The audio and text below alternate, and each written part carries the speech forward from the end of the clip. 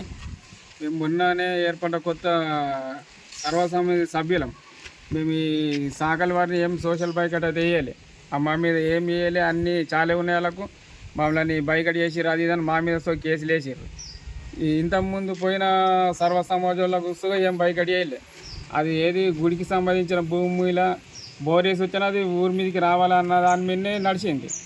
అది ఏందో వేరే దాట భూమి అమ్ముకున్నారు, ఆ పైసలు ఇవ్వమంటే మాకు దండుగు తగిలిందని కేసు పెట్టిర్రు. అన్న అక్రమ కేసులు పెట్టిర్రు. వాళ్ళు ఏది కరెక్ట్ లేదు. ఈ సర్వసమాజ్ అనేది గ్రామ ఈ గుడిలకు దానికి దీనికి ఇవి కార్యక్రమాలు చేసుడికే ఉన్నది. ఈ స్కూల్ కమిటీ ఉన్నది, ఈ స్కూళ్ళకు జీతాలు ఇస్తాం, దేవుడి కార్యక్రమాలు ఇప్పుడు తిరుపతిలో ఎట్లా జరుగుతుందో పూజలు ఈడసు అంతే సేమ్ అదే విధంగా చేస్తాం. ఇవాళ వెంకటేశ్వర్ల మందిరంలో సత్రం పెట్టారు.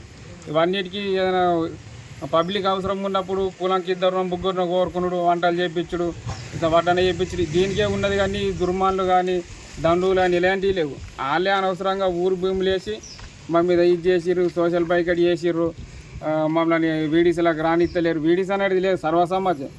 అది ఏంటంటే మనకు పైసల శాంక్షన్ కావాలని గ్రామ కమిటీ అని దాని కింద బిల్లు వేపారు. ఇన్ని కేసులు పెట్టినాయేమో కిల్లలు ఉన్నాడు, మేము కేసులు కొట్టేపిస్తాము అది ఇది అని చెప్తున్నారు. కానీ అదేది కరెక్ట్ లేదు, వాళ్ళకే కరెక్ట్ లేదు. వాళ్ళ అంతకెళ్ళి ఈ అనవసరంగా ఈ సర్వసమాజ్ మీద కేసులు పెడుతురని వాళ్ళకెళ్ళి 10 మంది మా సైడ్ వచ్చేసారు. ఈ 6 అయితే ఉన్నారు చూడు, వాళ్ళు ఇంత ముందు మొత్తం కేసులలో ఉన్నారు. వాళ్ళు అన్ని గుర్తున్నాయి. వీళ్ళతో ఏమవుతుంది సర్వసమాజంతో ఏడదాకా అయితే ఆడదాకా చూస్తున్నామని అన్ని కేసులు పెట్టిర్రు. అటు తిరుగుడు ఇటు తిరుగుడు అన్ని కథలు చేసిర్రు. మేమైతే ఇదివరకు వాళ్ళని సోషల్ బైకట్ చేయలేదు. గ్రామ ప్రజల తరఫున సర్వసమాజం నుంచి మాట్లాడుతున్నాం. మేమంతా గ్రామ ప్రజల కులంకి ఒక ఇద్దరు వచ్చినామన్నట్టు. నిన్న ఆల్రెడీ సిఐ గారు వచ్చారు బేగం గ్రామానికి. ఇదే మందిరంలో కూర్చున్నాము. మీరు వీడీసీ అని ఆయన ప్రతిసారి అని అంటే వీడీసీ కాదు సరే, సర్వసమాజం ప్రతి ఒక్క కులం నుంచి ఒక ఇద్దరు వచ్చినాము. ఈ ఏదైతే దేవాదాయ శాఖలోని భూమిలో బోర్ వేసారో అప్పుడే ఇష్యూ జరిగింది. మేము ఎలాంటి జరిమానాలు చేయలేము సార్ అంటే, మీరు జరిమానాలు చేస్తారట, 4 లక్షలు జరిమానా చేశారంటే ఆ 4 లక్షల జరిమానా కూడా గతంలో వాళ్ళు ఊరి మీద భూమిని వాడుకున్నారు. ఇదే 6 కులస్తులు ఆ వాడుకుంటే ఊరి మీద ల్యాండ్ని మీరు ఎట్లా తీసుకుంటారని చెప్పేసి అది అమ్మేపించి నష్టపరిహారం తీసుకున్నాం. కానీ ఖర్చులు అది ఎంతకైతే రేట్ అమ్మారో ఆ నష్టపరిహారం తీసుకున్నాం, దాన్ని జరిమానా విధంగా తీసుకోలేదు. అదొకటి ఇష్యూ జరిగింది. అవే ఇవన్నీ దౌర్జన్యం చేస్తారు, మమ్మల్ని వ్యతిరేకం చేస్తారు అని చెప్పేసి ఆ 6 మా దేవాదాయ శాఖ భూమిలో బోరేసి కథలు చేసేసి అయితే మళ్ళీ సర్వసమాజంలో మేము కులంకి ఒక మెంబర్ని ఎన్నుకుంటాం. వాళ్ళ కులస్తు నుంచి కూడా ఒక అతను వచ్చింది. అతను వస్తే ఏమైందంటే ప్రతి ఒక్క ఇష్యూని పాత విషయాలను ఇష్యూ చేసుకుంటూ వస్తుండని చెప్పేసి ఆయన కొన్ని రోజులు నన్ను సర్వసమాజంలో కమిటీ మెంబర్గా ఎన్నుకోవద్దు అని చెప్పేసి మా గ్రామస్తులందరము నిర్ణయించినాం ఆయన రావద్దు అని చెప్పి. ఆయన లేపేసిన దానికి మమ్మల్ని ఎట్లా లేపేస్తాడని చెప్పేసి ఏం చేసిరు, ఇది ఒకటి ఇష్యూ చేయాలని చెప్పేసి దేవాదాయ శాఖ భూమిలో ఒక బోర్ వేసిండు. కావాలని ఒక బోర్ వేసాడు.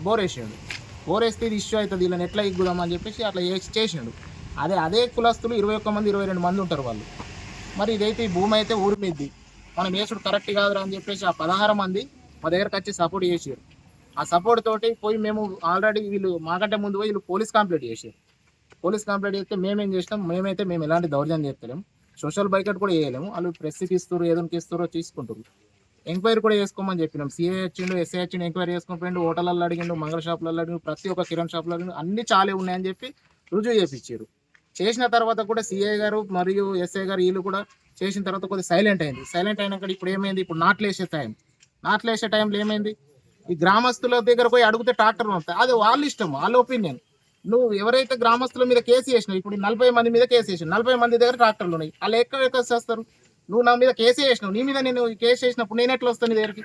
అరే నువ్వు నా మీద తప్పు చేసినావు, నేను ఎందుకు వస్తా, నాకు సంబంధం లేదు రాబాయి, నువ్వు వేరే దగ్గర అనుకో అని ఇట్లా చెప్పారు. కానీ మాట్లాడకపోవడము, బండ్లు పంపించడం అనేది జరగలేదు. అదంతా తప్పు. ఈ ప్రజలను ఇట్లా ఏంది భయభ్రాంతంలోకి వేసుకుంటా ఇలా దౌర్జన్యం చేద్దాం అనుకుంటా, దౌర్జన్యం చేసుకుంటా, మీద కచ్చుకుంటా.